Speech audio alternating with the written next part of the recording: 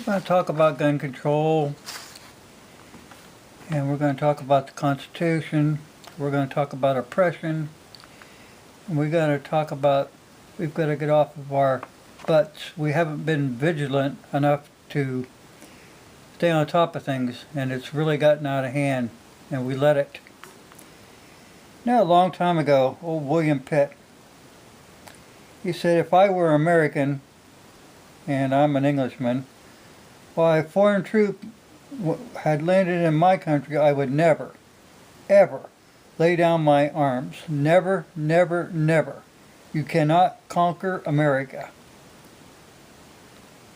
That's right. You can't conquer America from the outside, but you can from the inside. You know, it's like the Greeks getting a Trojan horse. Everything looked peaceful, and then sudden destruction came. Now, the Constitution was written to restrict government so they wouldn't overstep their authority, and it got lost. Their lawyers turned into spin doctors.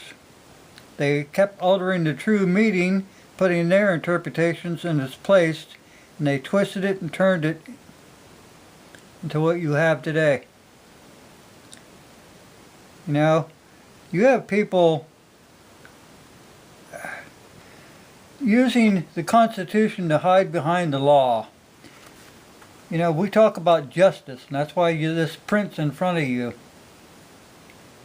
They expect you to go by the law, but the elites don't have to.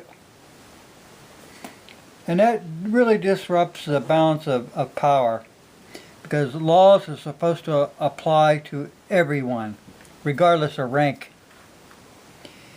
And this thing about the Constitution, you know, if we need those people to go by the Constitution, if they don't, you yank them out of office. They took an oath to uphold and defend the Constitution of the United States of America. And if they don't do it, they're communists or they're enemies of the state, and they have no business staying in power. That you cannot tolerate that.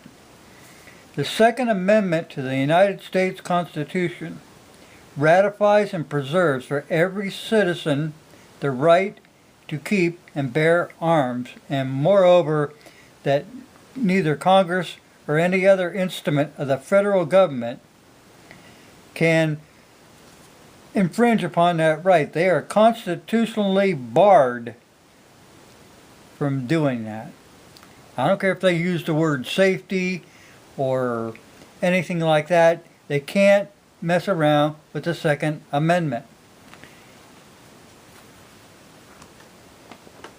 This thing about justice, they want you to follow the law, but they can sit back and laugh behind everybody's back because they got away with something. You guys goof up out there, you go too fast, you end up in jail. You don't pay your alimony, you end up in jail. You have some problems at home and the wife slaps you and you push her down on the couch. Domestic violence. You lose your guns. Wrong, buckwheat. They passed that law in 1966 and made it retroactive, which is against the Constitution because it's an ex post facto law, no matter what their little spin doctors say. And they can take your guns. Now that ex post facto law, that means you can't pass something that's retroactive. And they made this retroactive from September 1996 all the way back to Adam and Eve. Against the law, it's null and void. But, on the other hand, you got people like Hillary Clinton. Now, allegedly, all the stuff that she's done, including the email thing and Whitewater and all the deaths down there in Arkansas and Uranium One and all this stuff. If you guys, any one of you commoners, you'd be in jail. Now I say you round up Valerie Jarrett, Eric Holder for running guns, which you guys would be in jail for ever and ever and ever. I mean, if you look at poor old Randy Weaver, he just sawed off a shotgun and bingo. His wife's dead, his kid's dead, dog's dead, him and another guy shot. Oh, well, I'm sorry, but the federal government, yeah, you are bound. Yeah, bound by the Constitution so they wouldn't overstep their authority and things that got out of hand. But Hillary and them, you gather up all these people. And we know which ones we're talking about. You put them in jail. And for a bond, I mean, you don't want to overstep it and make it excessive. And so I think what the debt clock is, probably what, 22 trillion? That would be a good amount to charge him with. Set bond at how much our debt clock is. We don't want these people walking around and sitting back and laughing at us for not putting them in jail. Everybody else goes to jail for the tiniest infraction that you can think of, and tired of being oppressed. You know, if we had we have an elite type person as president right now, a lot of money, and we're really hoping he's going to do his job. Now, they keep talking about communist collusion or Russian collusion. Well, if he wants to do something nice, you want to start putting America back together, you get rid of the United Nations, the most influential Russian collusion piece of crap that's on this soil at this moment. And we're paying for them people billions of dollars a year so that they can screw up America, tear us down, and take away your Constitution. And your Constitution right now is just hanging by a thread. I don't care how strong you think it looks at the moment, or how they make it look. It's not in good shape. One of the things is this gun control. Now, if you had a good president that had any sense, and you had Congress who would show some moral backbone, they would remove the 1968 gun law all the way up to 2018. You'd get rid of those gun laws. Gun laws don't protect your average person. And all it does is make the criminal has firearms and they can do what they want, and you are screwed. And if you have any kind of domestic problems at home that would have been straightened up the next day, but now you're in jail, that needs to go. The Patriot Act, which has nothing patriotic about it, has to be scrapped. The National Defense Authorization, the NDAA, needs to be scrapped. This isn't Russia. We don't need people spying on us every constant day of the week. A free country is supposed to be where you can go to bed at night and you feel safe.